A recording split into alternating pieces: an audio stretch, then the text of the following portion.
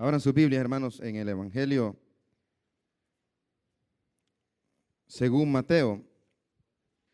Evangelio según Mateo, capítulo 13, versículos del 44 al 46. Evangelio según Mateo, capítulo 13, versículos del 44 al 46. Este día estudiaremos dos parábolas. Vamos a ver la parábola del tesoro escondido y la perla de gran precio o la perla preciosa, cualquiera de los dos títulos se le puede dar. Mateo 13 del 44 al 46. Además, el reino de los cielos es semejante a un tesoro escondido en un campo, el cual un hombre halla y lo esconde de nuevo, y gozoso por ello va y vende todo lo que tiene y compra aquel campo. También el reino de los cielos es semejante a un mercader que busca buenas perlas, que habiendo hallado una perla preciosa fue y vendió todo lo que tenía y la compró. Señor, esta mañana, Señor, de día domingo, te damos gracias por permitirnos estar en este lugar para alabar y bendecir tu santo nombre. Te suplico, Señor, que en este momento seas tú hablando en nuestras vidas, Señor. Que lo que tu palabra nos enseñe, Señor, pues lo atesoremos en nuestros corazones, pero sobre todo que lo llevemos a la práctica. Tú conoces, Señor, la necesidad de cada hermano. Tú conoces, Señor, qué es lo que cada uno de nosotros necesitamos escuchar, Señor, para edificarnos, para exhortarnos, Señor, y para motivarnos a seguir adelante. Que tu palabra, Señor, hable a nuestras vidas esta mañana. Te lo pedimos todo en el nombre de Jesús. Amén y amén. Puede tomar asiento. Este día, hermanos, vamos a estudiar dos parábolas. La parábola del tesoro escondido y la parábola de la perla preciosa o la perla de gran precio. Estas dos parábolas, hermanos, hablan de lo mismo. Hablan de lo valioso del reino de Dios. Considero que los que estamos acá ya sabemos, ¿verdad? Y entendemos cuál es el propósito de las parábolas. Mire, hermano, el Evangelio de Mateo se divide en dos partes. La primera parte es del capítulo 1 al capítulo 11, hermanos, donde Jesús ha expuesto el mensaje del arrepentimiento. Donde Jesús ha hablado con claridad la necesidad que tienen todos los seres humanos de arrepentirse. Para ello, Él expone el Evangelio. Él expone las buenas nuevas de salvación. Él expone la esperanza de vida eterna. Y Él expone de igual manera a lo que Él ha venido. Y dice que Él ha venido a buscar y a salvar lo que se había perdido. Entonces, en esos 11 capítulos, hermanos, el Señor pues enseña su mensaje con claridad. No hay quien no entienda, no hay quien no comprenda ese mensaje. Aunque no lo quieren aceptar, pero no hay quien no comprenda con claridad lo que el Señor ha dado a entender o lo que el Señor ha querido dar a entender. Ahora bien, en el capítulo 12 de Mateo se da lo que se conoce como la blasfemia contra el Espíritu Santo. Y la blasfemia contra el Espíritu Santo no es otra cosa, hermano, que atribuirle a Satanás la obra del Espíritu Santo. Y dice el Señor en Mateo capítulo 12 que todo pecado a los hombres se les será perdonado. Todo pecado, menos uno. Y es la blasfemia contra el Espíritu Santo. Eso de atribuirle a Satanás la obra del Espíritu Santo. La obra que el Espíritu Santo hizo por medio de Jesús, sanidades, liberación de demonios, todo eso. Los escribas y los fariseos decían que todo eso Jesús lo hacía en el nombre de Satanás, ¿sí? O sea que lo que Jesús hacía porque Satanás le daba fuerza. Imagínense usted el concepto de los fariseos, hasta dónde había llegado, de los religiosos de la época. Ahora bien, después de la blasfemia contra el Espíritu Santo, que es, vuelvo y repito, atribuirle a Satanás la obra del Espíritu Santo, también nosotros hacemos una aplicación y decimos que el pecado imperdonable es rechazar al Señor Jesús. Obviamente, ¿verdad? Que es imperdonable el rechazar a Cristo. Después de que ellos rechazan a Cristo, hermano, ahora el Señor se cierra. Ahora Jesús, hermano, cambia totalmente su discurso. Y a partir del capítulo 13 del Evangelio de Mateo, vamos con la segunda parte del Evangelio. Ahora Jesús va a hablar solo en parábolas, solo en parábolas. Ya aquel mensaje claro de la necesidad de arrepentimiento, aquel mensaje de venid a mí todos los que estén cargados y cansados, que yo os haré descansar, se acabó, hermano. Jesús se harta de que las personas le rechacen. Jesús se cansa de que las personas, hermanos, en lugar de recibir el mensaje y venir al arrepentimiento, hermanos, rechazan a Jesús, rechazan su mensaje hasta el punto de llegar a decir que la obra que Jesús hace es por medio o de parte de Satanás o auspiciado por Satanás. Jesús se harta, se cansa, hermano, y ahora comienza a hablar en parábolas, ¿sí? En el capítulo 4 del Evangelio de Marcos, el Señor explica cuál es el propósito de Él de hablar en parábolas. Yo solo le voy a decir dos cosas, hermano, acerca del propósito de Jesús de hablar en parábola. En primer lugar, el propósito de Jesús de hablar en parábola es meter a juicio al pueblo de Israel. Es meter a juicio al pueblo de Israel. Ok, no me entendieron por la buena, pues ahora se les va a cegar el entendimiento, ¿sí? Ahora ya no voy a hablar así con claridad. Hoy voy a ocultar el mensaje del Evangelio por medio de las parábolas. Ese es uno de los propósitos de las parábolas, meter a juicio a Israel.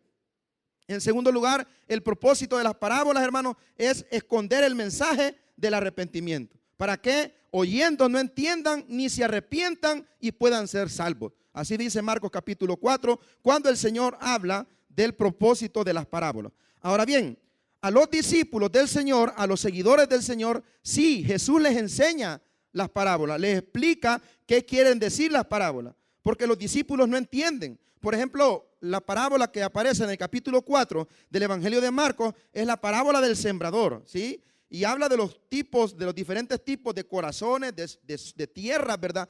Diferentes tipos de personas. Y los discípulos no entienden la parábola del sembrador. Y le dicen a Jesús, ¿qué quisiste decir con esa parábola? ¿Qué quisiste enseñar? Y ahí Jesús les dice, a ustedes les he revelado el mensaje, pero a ellos ya no. Ahora Jesús, hermano, oculta el mensaje del Evangelio, oculta el mensaje del arrepentimiento, hermano, codifica el mensaje del arrepentimiento por medio de las parábolas. ¿Para qué? Para que ya no se arrepientan, para que ya no busquen de Dios. Eso quiere decir, hermano, que la paciencia de Dios tiene su límite. Amén. La paciencia de Dios tiene su límite. Y ese dicho popular que nosotros decimos que mientras hay vida, hay esperanza, eso es mentira. Es mentira eso, hermano. No quiere decir que mientras una persona viva va a tener la oportunidad de arrepentirse. Porque hay personas, hermanos, que el Señor Jesús les ha hablado de una manera, de otra manera, por medio de problemas, por medio de enfermedades, por medio de pastores, por medio de una infinidad de maneras el Señor les ha hablado. Pero al ver la dureza del corazón de esas personas, Jesús ya no quiere nada con ellos. Jesús, hermano, lo ciega totalmente. En Romanos, el apóstol Pablo, ustedes que están estudiando Romanos, el apóstol Pablo le llama, hermano, mentes reprobadas, ¿sí? Mentes reprobadas. Personas que han sido reprobadas por Dios y que ya no más tendrán la oportunidad de arrepentirse. Se da cuenta que hay personas que van a la iglesia e intentan cambiar y no pueden, hermano. Hay personas que intentan ser diferentes y vuelven a recaer en lo mismo. Porque muchas de esas personas el Señor les ha cegado el entendimiento. Esa mente el Señor la ha reprobado y ya no más tendrá oportunidad de arrepentirse. Porque al igual que el pueblo de Israel, Dios ha hablado, Dios ha exhortado, Dios les ha advertido y ellos se han cerrado y han ignorado el mensaje del arrepentimiento. Entonces el Señor dice, ya no más, ¿sí? Allá en Samuel el Señor dice de que aquel que lo desprecia a Él, el Señor también lo va a despreciar. Entonces debemos tener cuidado, hermanos, de no cerrar nuestros oídos al mensaje del arrepentimiento, de no cerrar nuestros oídos al mensaje, hermanos, del Señor Jesús, de cambiar, de ser hombres y mujeres diferentes. Porque puede llegar un punto en que el Señor se harte de nosotros y nos diga, ya no más, ya no quiero nada contigo. Ahora tú no vas a tener la oportunidad de arrepentimiento. Y por eso el Señor viene y en el capítulo 3 en adelante comienza a hablar en parábola, ¿sí? Para que el mensaje sea oculto, para que ya no tengan oportunidad de arrepentirse, para que ellos, hermanos, no vengan a arrepentimiento. Entonces, mire qué terrible. El propósito de las parábolas es enjuiciar al pueblo. Es enjuiciar al pueblo. Aquella parábola de la higuera, la cual el Señor la había visitado 3 veces, hermano. La higuera estéril, no la que Jesús maldice, sino la parábola de la higuera estéril. En esa parábola, hermano, el Señor mete a juicio al pueblo de Israel. Porque dice, hermano, que había un señor que tenía una viña y en esa viña había plantado una higuera. Y el señor de esta higuera, hermano, de esta viña que había sembrado ahí en la viña, una higuera, había venido por 3 años y no había encontrado fruto. No había encontrado fruto. Y dice que después de 3 años, al no encontrar fruto, le dice a su siervo, ¿verdad? Córtala, córtala. ¿Por qué? Porque tengo 3 años de venir a ella a buscar fruto y no lo hay. Y el problema es que ni está produciendo frutos y está ocupando un espacio que bien podría ser utilizado por otra higuera que sí produjera fruto. Ahora bien, ¿quién es la higuera en esa parábola? La higuera es el pueblo de Israel.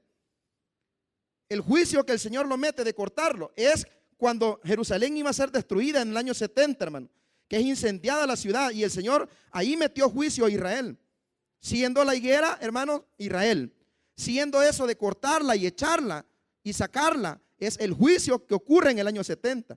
Entonces ellos no entendieron, hermano. El pueblo de Dios no entendió. ¿Pero por qué? Porque el Señor, ese era el propósito, que no entendieran.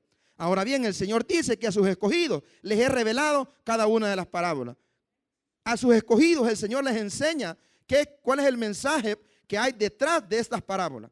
Ahora veamos cuál es el mensaje que está detrás de la parábola de el tesoro escondido y de la perla de gran precio.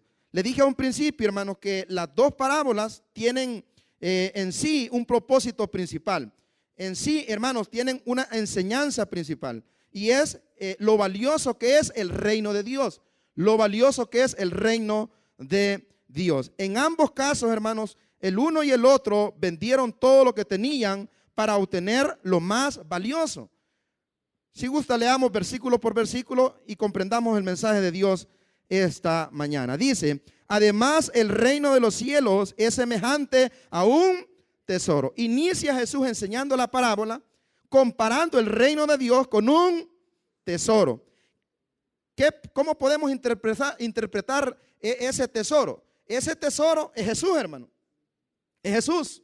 Porque el reino de los cielos es Jesús. Por eso que cuando Jesús predica, dice: el reino de los cielos se ha acercado, porque Él es el reino de los cielos. Entonces, ese tesoro podemos decir que es Jesús.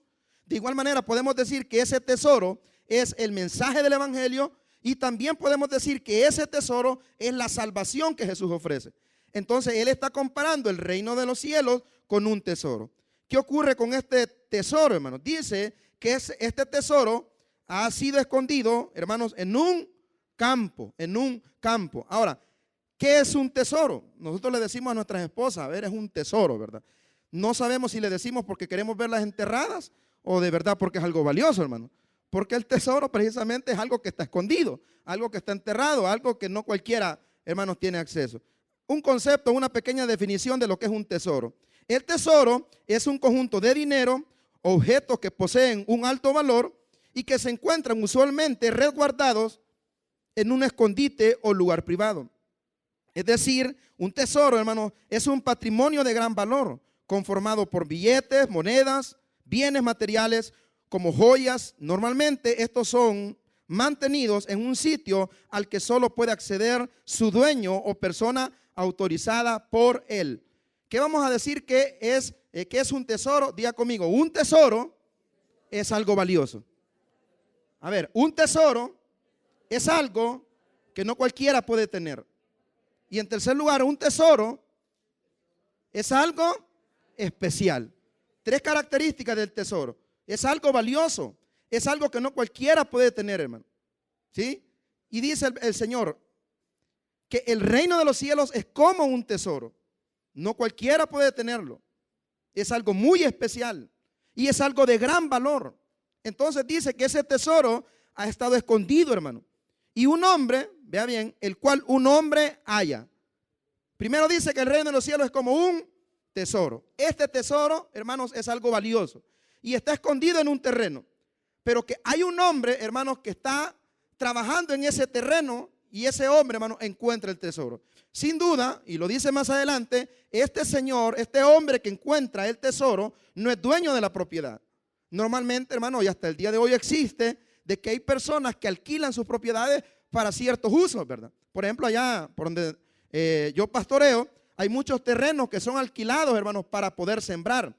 Y los propietarios de los terrenos les piden a las personas pagos en cosas, ¿verdad? En este caso en maíz o frijol que siembran. Hacen una permuta, ellos les prestan el terreno y ellos devuelven el pago por el alquiler en fruto, el fruto que la tierra le da. Entonces dice que ese tesoro está escondido, hermano, en un campo, y hay un señor que está trabajando en ese campo y encuentra ese tesoro. Vea bien, encuentra ese tesoro. ¿Y qué hace este señor? Bueno, lo desentierra. Obviamente, sin duda estaba trabajando en cavar la tierra y ahí encuentra el tesoro. Cuando se percata del tesoro, hermano, lo curosea, ¿verdad? O lo curosea, como dicen en el pueblo, hermano. Lo revisa, ve lo que hay ahí y se da cuenta que tiene cosas de valor, cosas de gran precio. Y lo que hace es volver a enterrar ese tesoro y va. ¿Y cuál es la actitud con la que se va, hermano? Lo esconde de nuevo. ¿Y cómo se va? Gozoso, ¿sí? Lo esconde de nuevo, gozoso por ello, va y vende todo lo que tiene y compra aquel campo. El pastor Michael explicaba hace 15 días esta cuestión de esconder el tesoro, ir a vender todo y comprar el terreno. Y él explicaba algo muy importante y decía, hermanos, que había una ley en ese entonces la cual permitía que cualquier persona que encontrara algo, hermano, ya sea en una propiedad que estaba arrendando o en otro lugar, hermano, tenía el derecho de agarrar lo que se encontraba. Entonces, al parecer, este hombre es injusto. ¿Por qué? Porque en lugar de irle a decir lo que usted y yo haríamos, hermano, le iríamos a decir al dueño, mire, aquí está un tesoro. Eso haríamos, hermano. Amén, eso haríamos, como lo que hacemos con los celulares cuando los encontramos en el bus.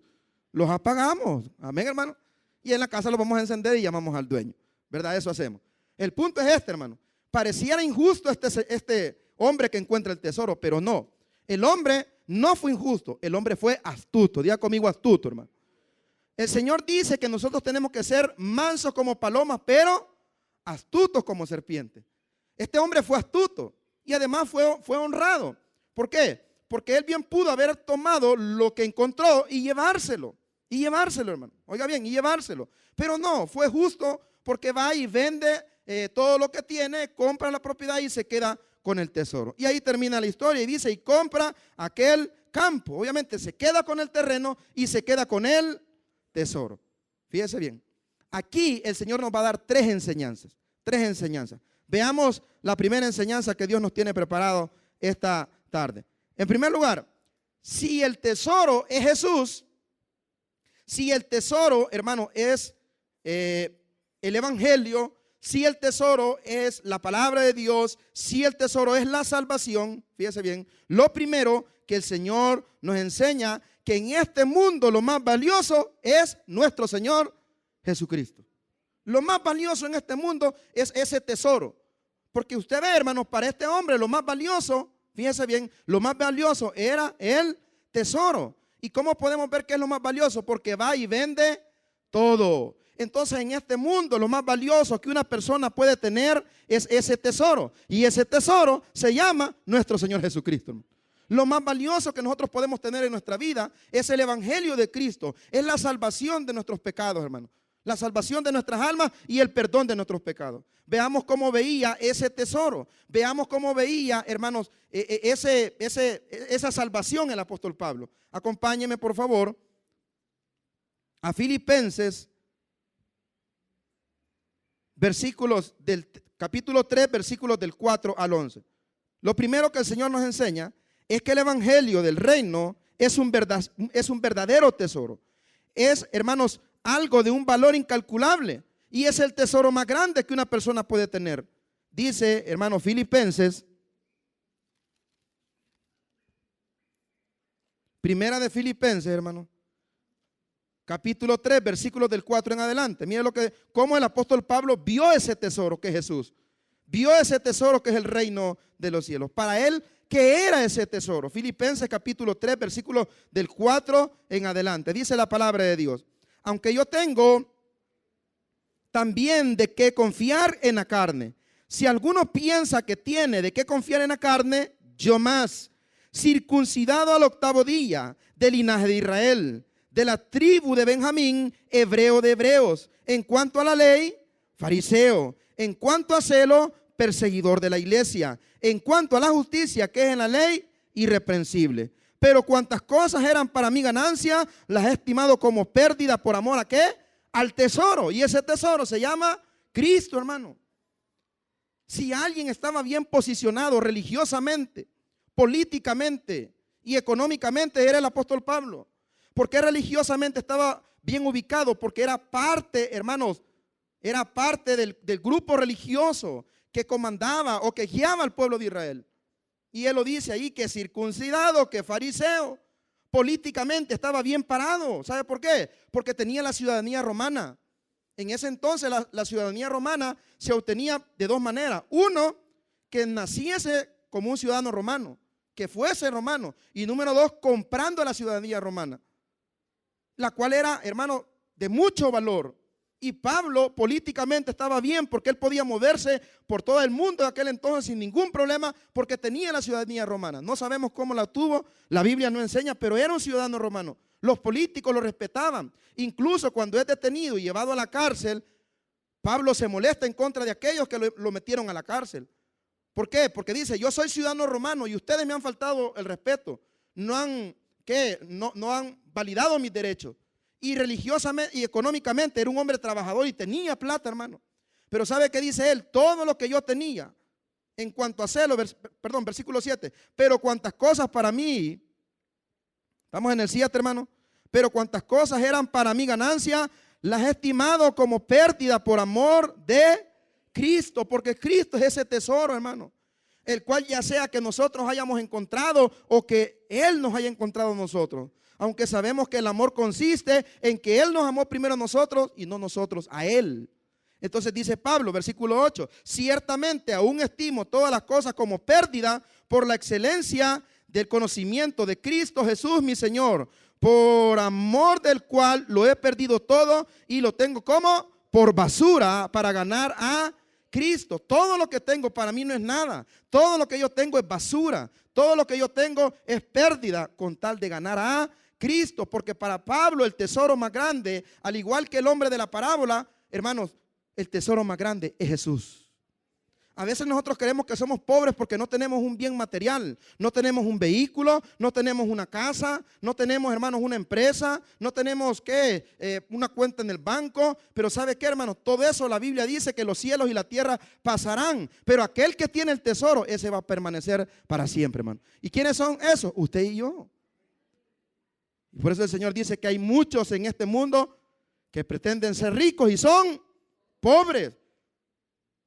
¿Por qué? Porque los verdaderos ricos son aquellos que tienen el tesoro.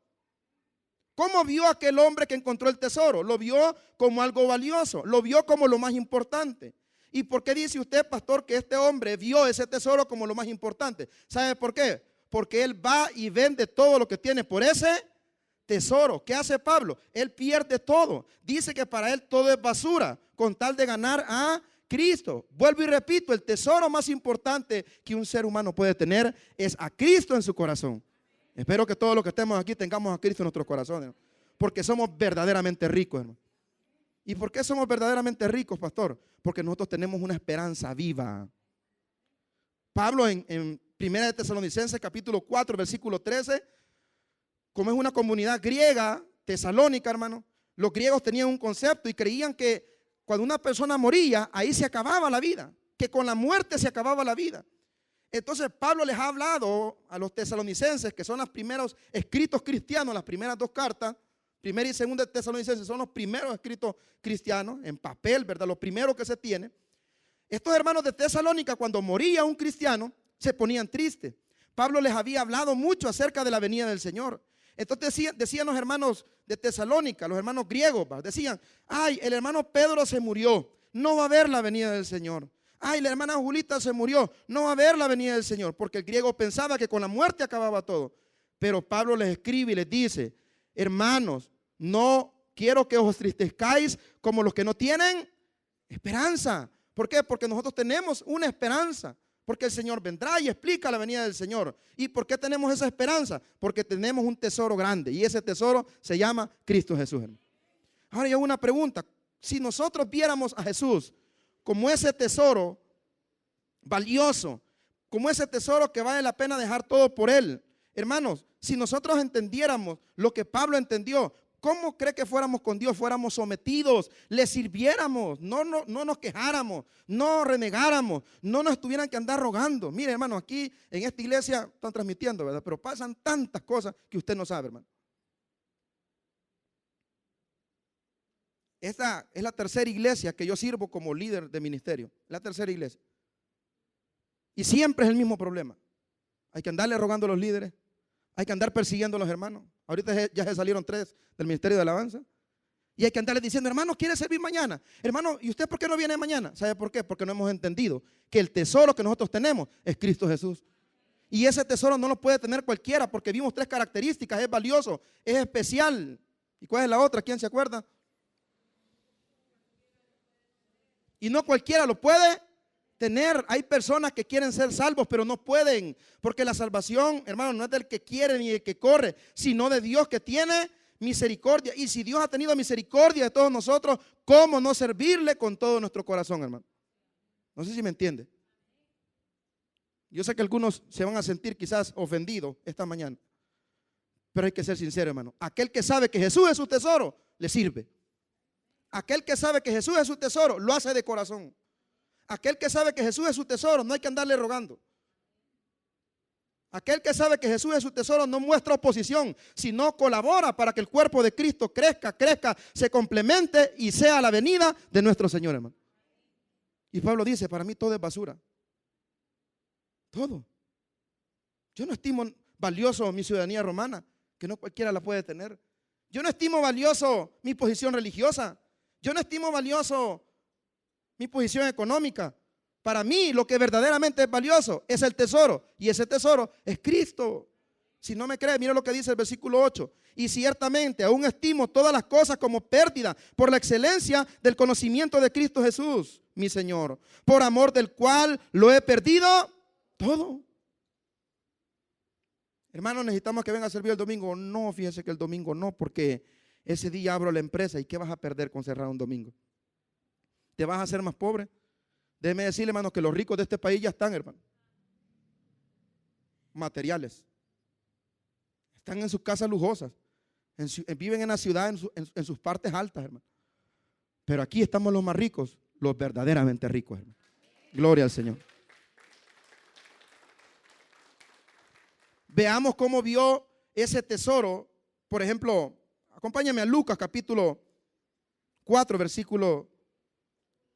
Lucas capítulo 5, versículo 4. Veamos cómo vio ese tesoro, por ejemplo, Pedro. ¿Cómo vio ese tesoro llamado Jesús? Lucas, Evangelio según Lucas, capítulo 5, versículos del 4 al 11. Cuando terminó de hablar, dijo Simón: boga mar adentro y echad vuestras redes para pescar. Respondiendo Simón le dijo: Maestro, toda la noche hemos estado trabajando y nada hemos pescado, mas en tu palabra echaré la red.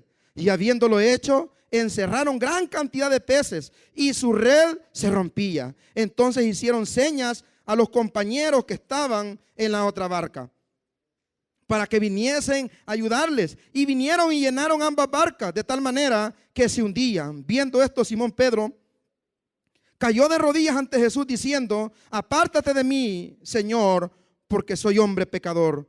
Porque por la pesca que habían hecho, el temor se había apoderado de él y de todos los que estaban con él. 10. Asimismo Jacobo y Juan, hijos de Zebedeo, que eran compañeros de Simón. Pero Jesús dijo a Simón: no temas, desde ahora serás pescador de hombres. Mire cómo vio el tesoro. Vea cómo lo vio Pedro. Versículo 11. Y cuando trajeron a tierra las barcas, dejándolo, le siguieron. ¿Cómo vieron a Jesús ellos? ¿Cómo vieron ese tesoro? Como algo valioso. ¿Cómo lo vieron? Como lo más importante. ¿Y sabe por qué digo esto? Porque dice que lo dejaron todo.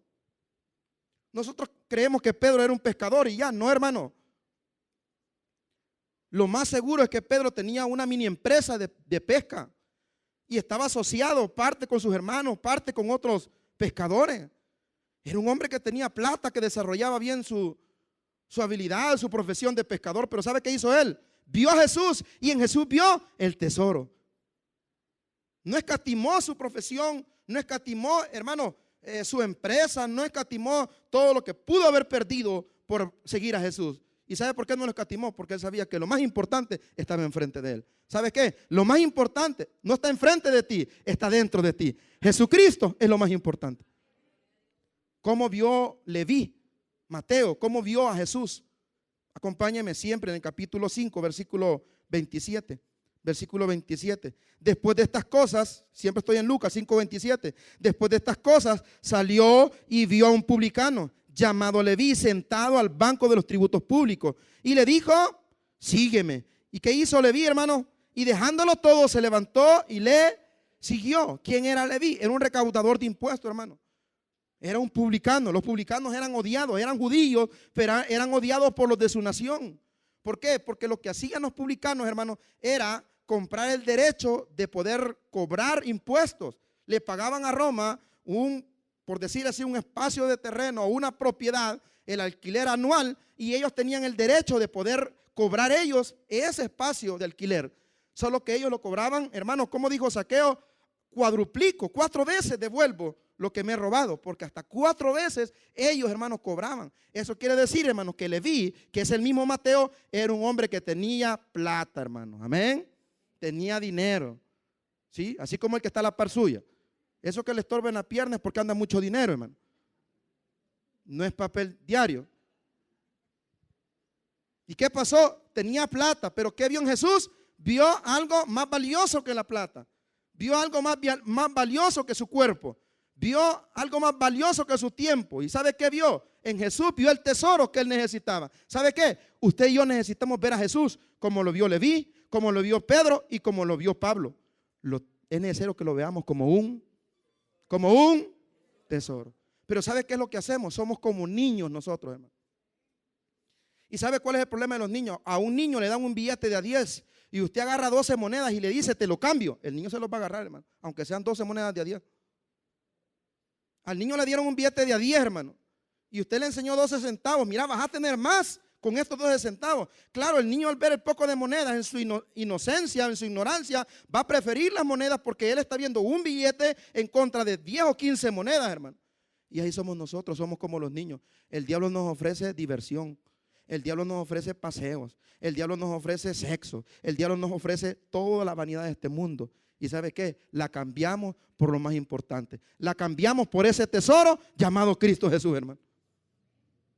Jesús fue probado en el capítulo 4 de Mateo. ¿Y qué le ofreció el diablo a Jesús? Le ofreció todo.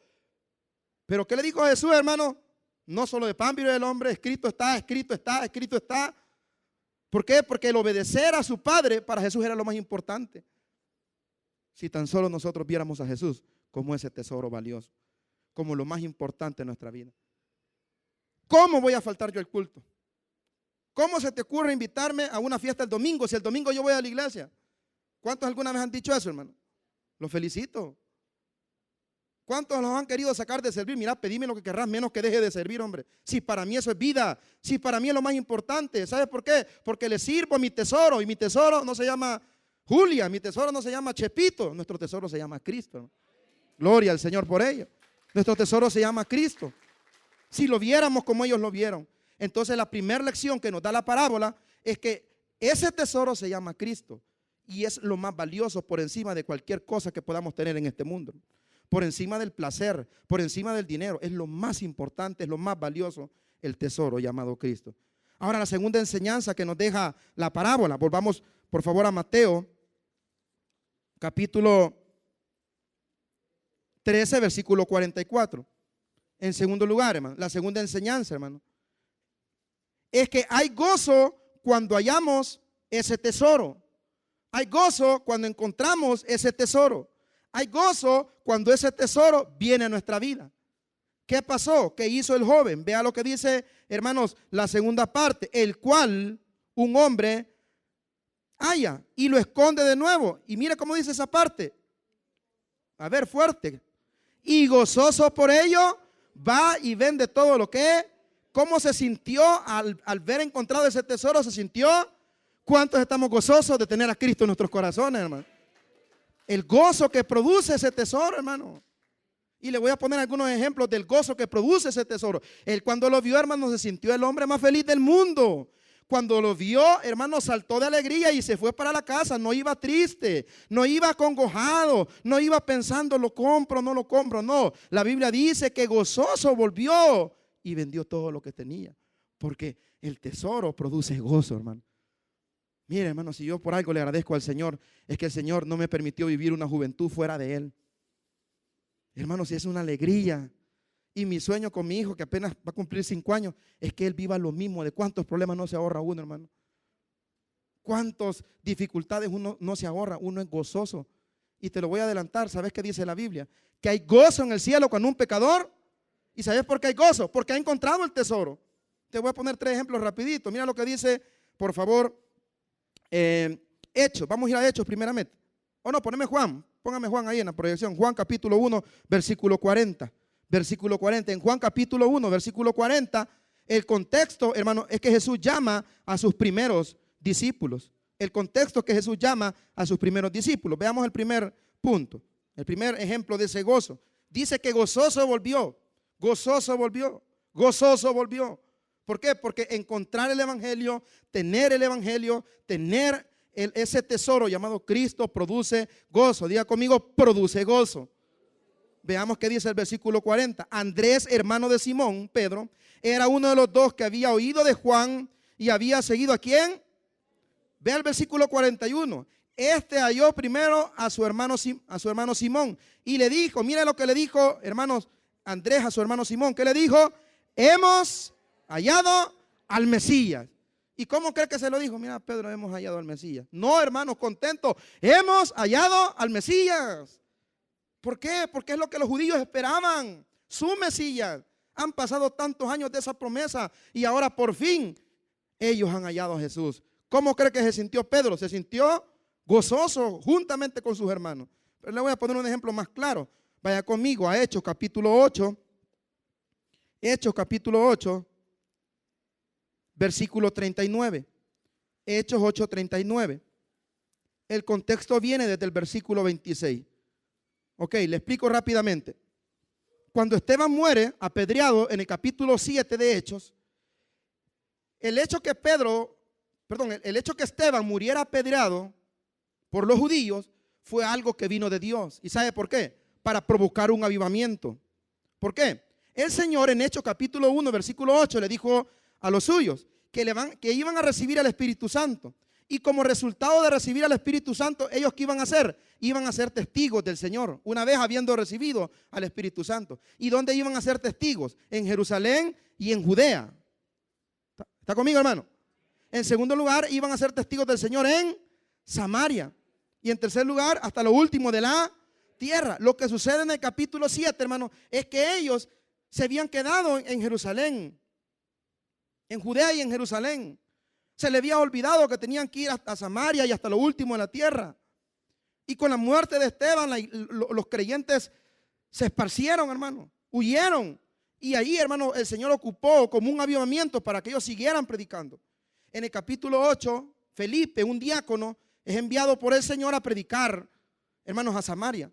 Pero mientras él termina de predicar en Samaria, el Señor de una manera sobrenatural lo lleva hacia donde lo lleva a un camino donde va un etíope eunuco. O sea, un hombre que era de Etiopía y que tenía funciones administrativas en el reino de Etiopía. Este eunuco etíope, hermano, ponga atención, este eunuco etíope, los etíopes, hermano, los de Etiopía, creen en una diversidad de dioses, ¿sí? No creen en un solo Dios, tienen una diversidad de dioses. Pero este etíope eunuco se había convertido en un judío prosélito. ¿Y qué era un judío prosélito? Un judío prosélito era aquel que había renunciado a sus creencias, había renunciado a sus dioses y había adoptado al Dios judío como su Dios. Pero por ser etíope y eunuco tenía ciertas restricciones. Por ejemplo, no podía entrar al templo. O sea, estamos delante de un hombre que tiene sed del conocimiento de Dios, que había abandonado su fe, que había abandonado sus creencias y adopta el judaísmo como su religión. Este hombre estaba tan sediento de la palabra de Dios, por conocer más de Dios, que iba leyendo una porción de Isaías, pero él leía sin comprender. Entonces el Señor lleva a Felipe y lo pone al lado donde iba el carro del etíope, y Felipe lo comienza a evangelizar. La primera pregunta que le hace Felipe al etíope es: ¿entiendes lo que lees? Y le dice el etíope: ¿cómo voy a entender si no hay quien me explique? Y desde ese momento, a partir de esa porción de Isaías que iba leyendo el etíope, la cual habla acerca del Mesías, Felipe lo comenzó a evangelizar. Le comenzó a explicar el plan de la salvación desde la promesa del Mesías.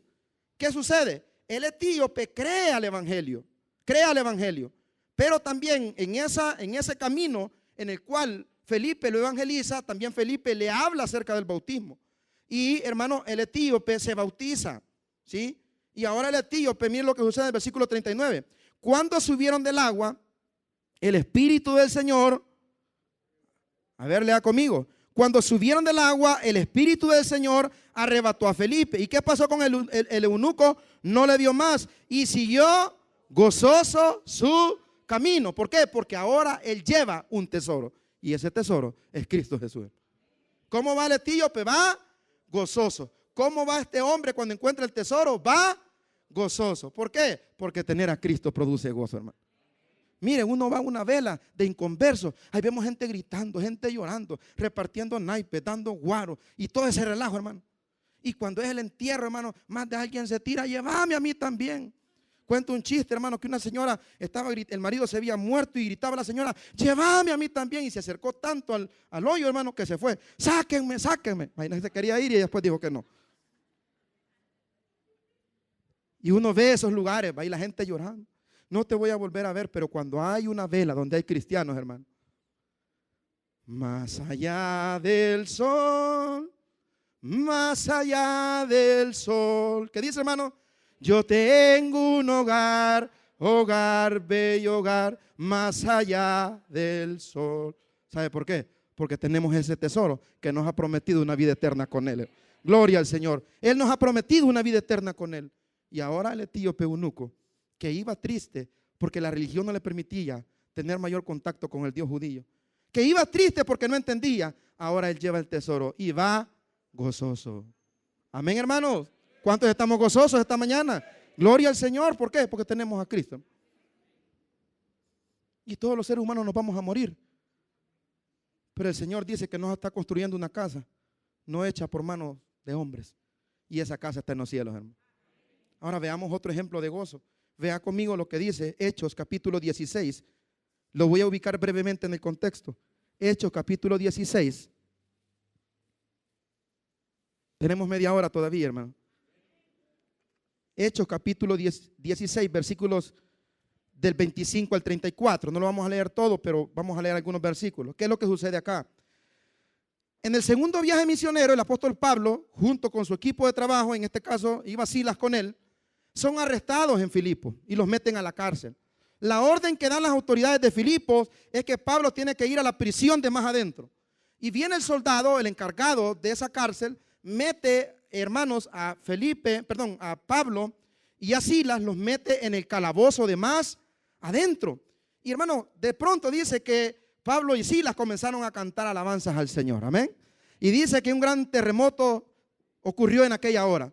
Y las cadenas de los presos se rompieron y las cárceles comenzaron a abrirse. ¿Qué estaba haciendo Pablo y Silas? Alabando al Señor. Y es que cuando el pueblo del Señor alaba a Dios, suceden cosas maravillosas, hermano. Y ahí está el ejemplo. Por eso que cuando el ministerio esté cantando, cante, hermano, gócese, cántele al Señor, alabe su nombre, aplauda. Y si el de la par se le queda viendo mal, hermano, quédesele viendo peor usted. Amén. Pero mire, estaban alabando al Señor ellos. Y de repente el terremoto y la cárcel se abre y el preso, hermano, se aflige. ¿Por qué? Porque si el carcelero se aflige, porque si un preso escapaba, a él le caía el muerto, ¿sí? A él lo mataban. Pero vayamos al texto, por favor, vayamos al 30 por cuestión de tiempo. Y sacándole les dijo: señores, ¿qué debo hacer para ser salvo? Ellos dijeron: cree en el Señor Jesucristo y serás salvo tú y tu casa. Quiero aclarar esto brevemente. Cuando el carcelero le dice a Pablo y a Silas qué debo de hacer para ser salvo, la palabra salvación en ese contexto no quiere decir salvación de alma, sino que salvación, porque obviamente no iba a entender un romano qué es la salvación, ¿verdad? Entonces se lo está diciendo del hecho de que ser salvo, de que no lo vayan a matar a él. Pero obviamente Pablo va más adelante porque tiene un espíritu evangelizador. Y ahora le dice él: cree en el Señor Jesucristo y serás salvo tú y tu casa. 32. Y le hablaron la palabra del Señor a él y a todos los que estaban en su casa. Y él, tomándolos en aquella misma hora de la noche, les lavó las heridas ¿Y qué dice, hermano? Y enseguida se bautizó él con todos los suyos, 34, todos juntos. Y llevándolas a su casa, les puso a la mesa. ¿Y qué hizo, hermano? Y se regocijó con toda su casa de haber creído a Dios. Ahora el carcelero y toda su familia están gozosos, están regocijados, porque ahora a su casa ha llegado la salvación, ha llegado el tesoro. Cristo nuestro Señor, hermano. Mire qué precioso, gozoso el carcelero. Contento, la familia. Mira, hoy tenemos a Cristo en nuestros corazones. Aquel cristiano que no se goza, hermano, tiene cualquier cosa adentro menos a Cristo, hermano. Tiene cualquier cosa menos a Cristo. Y veamos un ejemplo más. No, mejor vayamos a la tercera parte porque ya vi la hora y es tarde. La tercera lección. La tercera lección. La primera lección, ¿cuál era, hermano? Que el tesoro más importante es Cristo. La segunda lección es que cuando tenemos ese tesoro, somos gozosos. Y la tercera lección, hermano, es que si bien es cierto, Cristo es lo más importante, es el tesoro más grande, su salvación es lo más valioso que podemos tener. Y que hay gozo cuando conocemos a ese Cristo, también, hermanos, debemos estar conscientes que hay un precio a pagar por ser cristiano. A ver, ayúdenme ustedes para no ir al texto y avanzar. ¿Qué hizo, hermano, el hombre cuando encontró el tesoro? Lo enterró y después se fue gozoso. ¿Y qué hizo? Vendió todo. ¿Y cómo se llama eso? Sacrificio, hermano. Hay un precio que pagar. El tesoro no lo recibió así nomás, hermano. Hubo un precio que pagar. Y nosotros como cristianos tenemos que pagar un precio, hermano. ¿Cuál es ese precio? Vaya conmigo, por favor, a Mateo capítulo 16, versículo 24. Mateo 16, 24. La tercera lección de la parábola es que hay un precio que pagar, hermano. No crea que usted solo hace una oración y se bautiza y ya es salvo y va para el cielo. No, hermano. La Biblia dice, por sus frutos los conoceréis. Mateo 16, 24.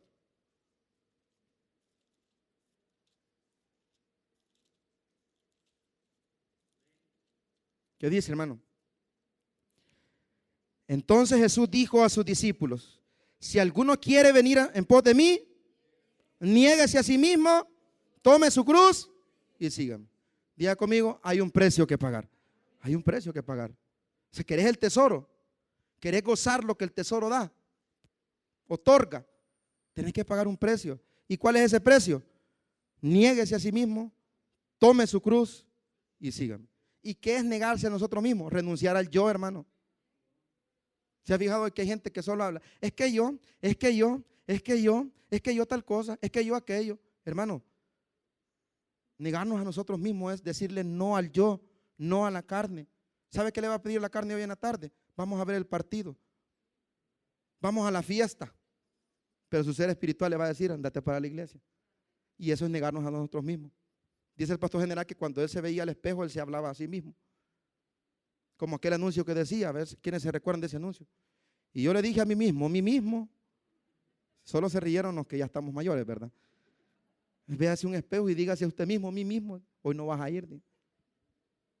Dígase a usted mismo, mí mismo, no te vas a ir a acostar con esa mujer porque no es la tuya. Mí mismo, tenés que dejar tu vocabulario. Mí mismo, hermano, el Salmo capítulo 103, ¿sabe qué es, hermano? Es una oración de David a sí mismo. ¿Sabe qué dice? Bendice, ¿qué? Alma mía, Jehová. Niéguese usted mismo, hermano. ¿Quiere el tesoro? Niéguese. ¿Por qué no vas? ¿Te regaña el pastor Michael? No, si nunca le he hablado. ¿Sí? Yo solo voy y me siento y me vengo, no. Pero vale más el tesoro que tengo a lo que vos me estás invitando. Vale más el tesoro que irse a revolcar con alguien que no es la de uno, hermano. Vale más el tesoro que andar perdiendo el tiempo en cosas que no producen nada. Dice la Biblia que ya es tiempo que despertemos del sueño en el cual hemos caído. Mucho más ahora que aquel día se acerca, hermano. ¿Qué pasa si el Señor viniera en la tarde? ¿Cómo lo encontraría usted, hermano? Chiveando en la casa, viendo la novela, llorando por cosas que no son reales. La echaron de la casa, pero no sabían que era la dueña. Ahí está la hermana llorando con esas cosas. En vez de estar en la iglesia escuchando la palabra de Dios, en vez de estar en la iglesia sirviéndole al Señor, hay un precio que hay que pagar. Negarnos a nosotros mismos y tomar la cruz. ¿Qué significa tomar la cruz? Mi mujer, pastor, si esta señora es una cruz. No, hermano.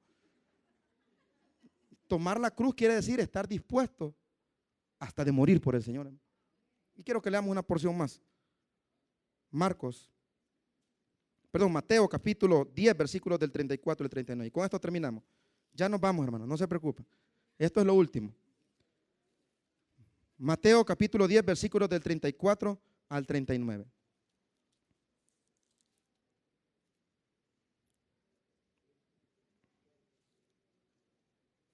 No penséis que he venido para traer paz a la tierra. No he venido para traer paz, sino espada, porque he venido para poner en disensión al hombre contra su padre, a la hija contra su madre y a la nuera contra su suegra. Y los enemigos del hombre serán los de su... ¿A qué se refiere? Bueno, cuando uno es cristiano, ¿verdad? Y la gente le comienza a decir a uno: sos un gran aburrido, solo querés pasar en la iglesia, tu vida es la iglesia. Y se enojan porque uno ya no toma, ya no fuma, ya no baila, ya no pasa 3 horas en la tele, en el teléfono, sino que ahora le sirve al Señor. Y eso crea una división. 37. El que ama a padre o madre más que a mí, no es digno de mí. El que ama a hijo o hija más que a mí, no es digno de mí. Y el que no toma su cruz y sigue en pos de mí, no es digno de mí. El que haya su vida, la perderá. Y el que pierda su vida por causa de mí, la hallará. Diga conmigo nuevamente: hay un precio que pagar. Hay un precio que pagar. Pero le voy a decir lo último, hermano. No es nada el precio que vamos a pagar para lo que Dios nos tiene preparado. ¿Sabe cómo le llama Pablo a eso? Esta breve tribulación momentánea produce en nosotros un deseo mayor de ver al Señor. No, hermano, si lo que sufrimos aquí no es nada. Vamos a ver allá las calles de oro, el mar de cristal. Vamos a ver al Señor tal y como Él es, porque Él nos va a transformar para que le veamos. Vamos a ver sus manos, hermanos, con sus orificios, sus pies con sus orificios. Vamos a ver la lanza en su costado. Vamos a ver todo lo que Él sufrió por nosotros. ¿Y sabe por cuánto tiempo? Eternamente y para siempre. El precio es lo de menos. Lo importante es que estaremos con Cristo por siempre y para siempre. ¿Cuándo dicen amén, hermanos? Vamos a orar al Señor.